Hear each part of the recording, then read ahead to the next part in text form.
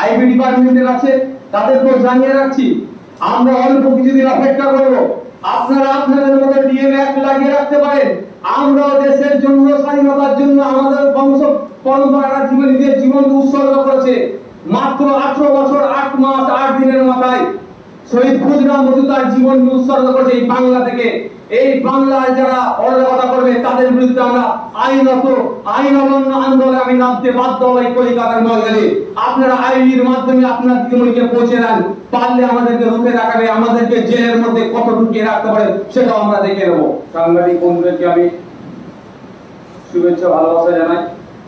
সাংবাদিক সম্মেলন করার অনেক করার পার্ট আছে, তার মধ্যে আমি অন্যতম পার্ট যেটা মনে করি, আপনাদের দ্বারাই শহর থেকে মফস্বল পর্যন্ত সারা রাজ্যে বা সারা দেশে কি ঘটনা চলছে সেটা আপনাদের দ্বারাই সেই মানুষ জানতে পারবে। ভোট পরবর্তী হিংসা নিয়ে শিক্ষামন্ত্রী ব্রাত্য বসু একটা কথা বলেছিলেন, মিডিয়াকে বাইরে দিয়েছিলেন যে ভোট পরবর্তী হিংসা হচ্ছে, কই ভিডিও পাচ্ছে না কেন। এর পরিবর্তে আমি এর জবাবে উত্তরে আমি একটা কথা বলেছিলাম, এরপরে ব্রাত্য বসু আমাকে মারতে আসবে, 4টে ক্যামেরাম্যানকে নিয়ে দাঁড়িয়ে থাকবো, মারবে, ভিডিও তুলে দেবো। এই ধরনের তার মন্তব্যকে খণ্ডন করে এটা বলেছিলাম, তিনি যে ডিপার্টমেন্টাল মিনিস্টার সেই ডিপার্টমেন্টের দিকে তিনি ধ্যান দেওয়া দরকার। প্রায় 1.5 লক্ষ কন্ট্রাকচুয়াল যারা শিক্ষা বন্ধু আছে বা শিক্ষাকর্মী আছে তাদের যে সুযোগ সুবিধা থেকে তারা বঞ্চিত হচ্ছে সেদিকে তার বিশেষ নজর দেওয়া দরকার। দুঃখের বিষয়, ভোট হলো, মিনিস্টার নির্বাচিত হলো, তারপরেও কিন্তু তার এই শিক্ষার প্রতি দরদ একটু দেখতে পেলাম না। আজকে শিক্ষা কেন্দ্রকে একটা নৈরাজ্যের দিকে নিয়ে চলে যেতে চলেছে। আমরা বরাবরই এই ধরনের শিক্ষা কেন্দ্রে এই ধরনের অরাজকতার বিরুদ্ধে ছিলাম, আছি, থাকবো। আমরা সবাই জানি ভাঙড় বিধানসভার নাম, পশ্চিমবাংলার আর 5টা বিধানসভা থেকে কিন্তু ভাঙড় একটা আলাদা জায়গায়, কারণ ওই পরিস্থিতি এমন তৈরি করে রেখেছে। ভাঙড় মানে অশান্তি, ভাঙড় মানে অরাজকতা, কিন্তু ভাঙড়ের মানুষ দীর্ঘদিনের তাদেরকে যে ভুল বুঝিয়ে রেখে যে অরাজকতার জালে তাদেরকে আবদ্ধ করে রাখার চেষ্টা করেছিল, তার থেকে মুক্তি হওয়ার লক্ষ্যে আমাকে বিপুল ভোটে জয়ী করে আমাকে বিধানসভায় পাঠিয়েছে। বিধানসভার মধ্যে পাঠানোর পরবর্তীতে তাদের যে চাওয়া পাওয়ার কথা আছে আমি বিধানসভার মধ্যে তুলে দেওয়ার চেষ্টা করছি। ইন দি মিন টাইম যখন আমাদের ছেলেরা, আইএসএফ এর ছেলেরা বা সংযুক্ত মোর্চার ছেলেরা যখন কলেজে যাচ্ছে বা ভোটের সময় আমাদের ক্যাম্পিং করেছে, তাদের উপরে অত্যাচার মারধর করা হয়েছে। এই বিষয় নিয়ে আমরা কিন্তু একাধিক জায়গায় ডেপুটেশন দিয়েছি, জানিয়েছি। দুঃখের বিষয়, একজনের বিরুদ্ধেও কোন রকম ব্যবস্থা নেওয়া হয়নি প্রশাসনের পক্ষ থেকে। প্রতিনিয়ত ঘটনা ঘটে চলেছে। আপনারা নিশ্চয় জানেন, আমি ভাঙড়ে যেখানে বিধানসভার মধ্যে যেখানে বাড়ি নিয়েছি, ভাড়ার বাড়ি, তার 100 মিটারের মধ্যে থেকে 2টো তাজা বোমা উদ্ধার হয়েছিল। হয়তো তারা ভেবেছিল, যারা বোমা রেখেছিল, যে আমাদের বোমার ভয় দেখিয়ে ভাঙড় ছাড়া করবে, কিন্তু তাদেরও মনে রাখা দরকার, মিডিয়ার মাধ্যমে বলছি, এই ব্রিটিশদের বোমার মোকাবিলা করেছিল আমি তারই 4র্থ প্রজন্ম। সুতরাং এই ছিচকেদের বোমা আমি ভয় খাই না। দেশের সংবিধান আমার কাছে আছে, ওই বোমাগুলি আমাকে কিছু করতে পারবে না। তারপরেই আমাদের প্রোগ্রাম ছিল 15 আগস্ট। সারা দেশ যেমন 75তম স্বাধীনতা দিবস উদযাপিত করার জন্য মুখর হয়েছিল, আমাদেরও আইএসএফ ভাঙড় কেন্দ্রিক সহ বিভিন্ন রাজ্যের বিভিন্ন জায়গায় স্বাধীনতা দিবস আমাদের মতো সাধ্যমতো আমরা পালন করার চেষ্টা করেছিলাম। দুঃখের বিষয়, বেশ কয়েকটা অঞ্চলে আমাদেরকে বাধাপ্রাপ্ত হতে হয়। শুধু বাধাপ্রাপ্ত নয়, প্রায় 200 বছর ধরে ব্রিটিশদের বিরুদ্ধে লড়াই করে যে অর্জিত দেশের পতাকার সম্মান, জাতীয় সঙ্গীতের সম্মানকে ক্ষুণ্ণ করেছে এই দেশদ্রোহীরা। এদের নামে থানায় আমরা এফআইআর করেছি, আমরা ডিএমকে জানিয়েছি, আমরা গভর্নরকেও জানিয়েছি, কিন্তু দুঃখের বিষয় এখনো পর্যন্ত সেরকম কোনো সদার্থক ভূমিকা নিতে পারেনি প্রশাসনের পক্ষ থেকে। অপরন্ত আমাদের 24টা ছেলের নামে মিথ্যা কেস দেওয়া হয়েছে। অনেক নেতারা, শাসক দলের নেতারা অনেক কিছু বলছে, আইএসএফ এর ছেলেরা নাকি মারধর করেছে। আমি মিডিয়া বন্ধুদের মাধ্যমে বলবো, প্রয়োজনে আপনি ভাঙড় থানার আইসির সাথে যোগাযোগ করতে পারেন, তারও বাইট নিতে পারেন, তাদের জিজ্ঞাসা করবেন নলমুড়িতে যেখানে ঝামেলা হয়েছিল সেখানেই পোস্টে সিসিটিভি লাগানো আছে, সেখান থেকে ভিডিও ফুটেজ নিয়ে সত্যতা প্রকাশ করা হোক। কারা দেশের সংবিধান বিরোধী কাজ করছে, কারা দেশের ন্যাশনাল জাতীয় সঙ্গীত পরিবেশনকে বিঘ্ন করার চেষ্টা করছে, কারা দেশের জাতীয় পতাকার সম্মানকে ক্ষুণ্ণ করছে, তাদের বিরুদ্ধে আইনত ব্যবস্থা নেওয়া হোক। দুঃখের বিষয়, দেখবেন সবই হবে, কিন্তু বলবে কি আমার ক্যামেরা খারাপ। এটাই ছাড়া কোনো বলার জায়গা নাই। অর্থাৎ তারা কোন পর্যায়ে নিয়ে চলে যেতেছে চলার চেষ্টা করছে বাংলাটাকে।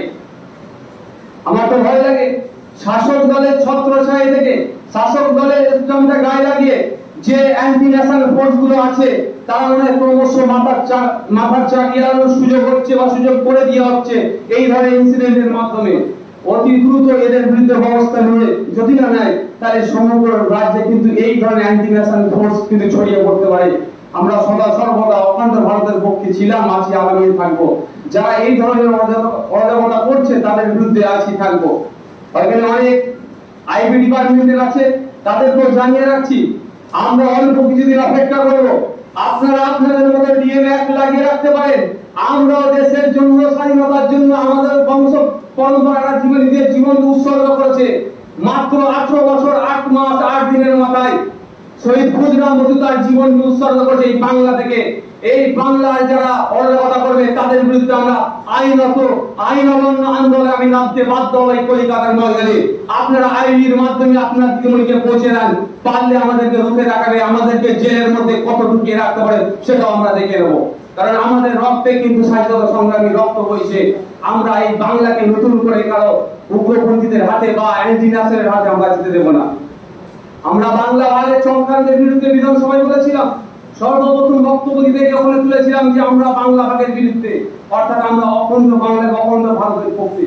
এরপরেও যারা আমাদের প্রতি এই অবিচার করছে, আইনের ক্ষমতা দেখাচ্ছে, তাদেরকে আমরা আইনের মাধ্যমে সংবিধান যেরকম নির্দেশনা দিয়েছে তাকে সামনে রেখে আমরা আন্দোলন করব।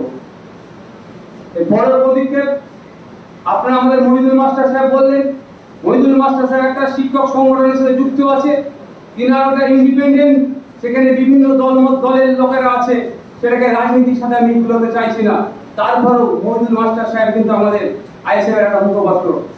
মহিদুল মাস্টার সাহেবের অপরাধটা কি ছিল ওই দিনকে, যে তিনি এই গত 15 তারিখে যে ইনসিডেন্টটা ঘটেছিল সেই বিষয়টা ডিএম স্যারের কাছে, ডিএম ম্যাডামের কাছে জানাতে গিয়েছিল, রিসিভ নিয়ে বার হচ্ছিল। সেই সময় তাকে একজন ক্রিমিনালের মতো আচরণ করে তাকে নিয়ে আসা হলো। আপনারা পেপার মাধ্যমে জানতে পেরেছেন বা আপনারা সাংবাদিক বন্ধু আপনারা খবর নিয়েছেন, তার নামে যে অ্যালিগেশন এসেছিল সেটা জামিনযোগ্য, কিন্তু দুঃখের বিষয় তার নামে কোথায় কেস হচ্ছে তাকে কোনো নোটিশ না দিয়ে একজন ক্রিমিনালের মতো ব্যবহার করে তাকে তুলে নিয়ে যাওয়া হলো। অ্যাকচুয়ালি এটা আমি মনে করি এটা ভয় দেখানোর চেষ্টা হচ্ছে সমগ্র প্রতিবাদী মানুষকে। তবে যে বা যারা ভয় দেখানোর চেষ্টা করছে তাদেরকে বলবো, পৃথিবীর ইতিহাস একটু দেখুন, বিপ্লবকে কিন্তু ভয় দেখিয়ে আটকানো যায় না। যে বিপ্লব সংগঠিত হচ্ছে, যাদের সাথে এই প্রতারণা করা হচ্ছে, এমএসকে, এসএসকে, শিক্ষামন্ত্রী থেকে শুরু করে, প্যারা টিচার থেকে শুরু করে, সিভিক ভলেন্টিয়ার থেকে শুরু করে যারা কন্ট্রাকচুয়াল আছে তাদের অধিকার হরণ করা হচ্ছে। তাদেরকে এই ভয় দেখিয়ে, পুলিশ জেলের ভয় দেখিয়ে বা আইএসএফকে বা সংযুক্ত মোর্চার কর্মীদেরকে এই পুলিশ বা জেলের ভয় দেখিয়ে এই আন্দোলন তাদেরকে বিরত রাখতে পারবে না। তাই আমি আবারও বলবো যে কাণ্ড ঘটিয়েছে মহিদুল স্যারের সাথে, আগামী দিনে হয়তো আমাদেরও কারোর সাথে ঘটতে পারে। তাই ভয়ে আমরা পিছিয়ে আসার কোনো জায়গা নাই। মিডিয়া বন্ধুর মাধ্যমেও আমি আমাদের কর্মী সমর্থকদেরকে বলবো আপনারা বিতস্ততা হবেন না। কারণ 200 বছর ধরে আমরা ব্রিটিশদের বিরুদ্ধে লড়াই করে স্বাধীন দেশ পেয়েছি, আর কটা দিন এই সরকারের বিরুদ্ধে লড়াই করে আমরা সুষ্ঠু সমাজ গড়ে তুলব। 3 নম্বর পয়েন্ট যেটা আছে আমাদের আজকের সাংবাদিক সম্মেলনে, যে মিথ্যা কেস, ভোট পরবর্তী যে কেস হয়েছে, ফলস কেস হয়েছে, দুটো বিধানসভা যদি আপনারা ধরতে পারেন বা দুটো বিধানসভায় গিয়ে যদি আপনারা দেখতে পারেন, একটা হচ্ছে ভাঙড় বিধানসভা আর ক্যানিং পূর্ব বিধানসভায় গিয়ে দেখতে পাবেন 100টা কেস হলে প্রায় 90টা কেস কিন্তু আইএসএফ তথা সংযুক্ত মোর্চার কর্মীদের বিপক্ষে গিয়েছে।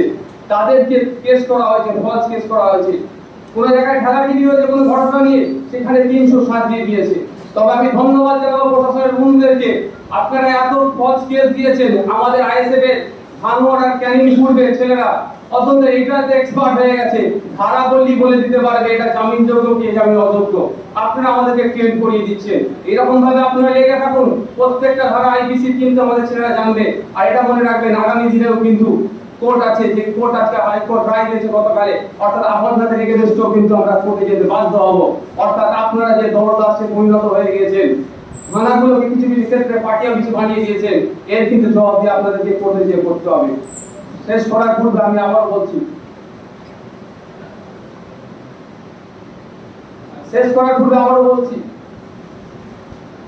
এখন পশ্চিমবাংলার বেশ কিছু জেলায় বানভাসী জলে বন্যা হয়ে গেছে। সেখানে আমাদের খানাকুলের প্রার্থী যিনি ছিলেন আইএসএফের পক্ষ থেকে ফাইসাল খান গিয়েছিলেন খানাকুল, তার সেখান থেকে কন্টেস্ট করেছিলেন কিছু ত্রাণ নিয়ে। দুঃখের বিষয়, সেখানে তার সাথে মারধর করা হলো, তার ত্রাণও কিনে নেওয়া হলো।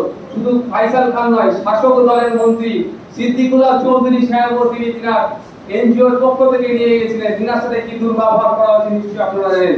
বাংলাকে আজকে ইউপি বা ত্রিপুরার সাথে কম্পেয়ার করার কথা হচ্ছে, কে এগিয়ে আছে? আমি তো মনে করি বাংলা কিন্তু এসআরসিতে আছে, ফার্স্ট যাবো না সেকেন্ডে আসবো আমরা অজাগতার দিকে, সেটা আমাদেরকে লক্ষ্য রাখতে হবে। সেটা দেখতে হবে যে বাংলা কম্পিটিশনে এগিয়ে যাচ্ছে না পিছিয়ে আসছে। আমি আশা করব বাংলার সৌমতি সম্পূর্ণ মানুষকে, আমরা যারা বিভিন্ন ক্ষেত্রে ত্রিপুরায় কিছু ইনসিডেন্ট ঘটলে আমরা প্রতিবাদে নামি, ইউপিতে ঘটলে প্রতিবাদে নামি, কেরলে ঘটলে প্রতিবাদে নামি, বাংলায় যে ইনসিডেন্ট গুলো ঘটাচ্ছে, যে মানুষের স্বাধীনতার উপর হস্তক্ষেপ করা হচ্ছে, আপনারাও প্রতিবাদে নামুন, আপনারা বাংলার মানুষের জন্য কথা বলুন। এখন প্রশ্ন উত্তর পর্ব আছে, আপনারা আপনাদের পক্ষ থেকে প্রশ্ন করতে পারেন, আমাদের যারা আছেন আমরা আপনাদের উত্তর দেব। ধন্যবাদ।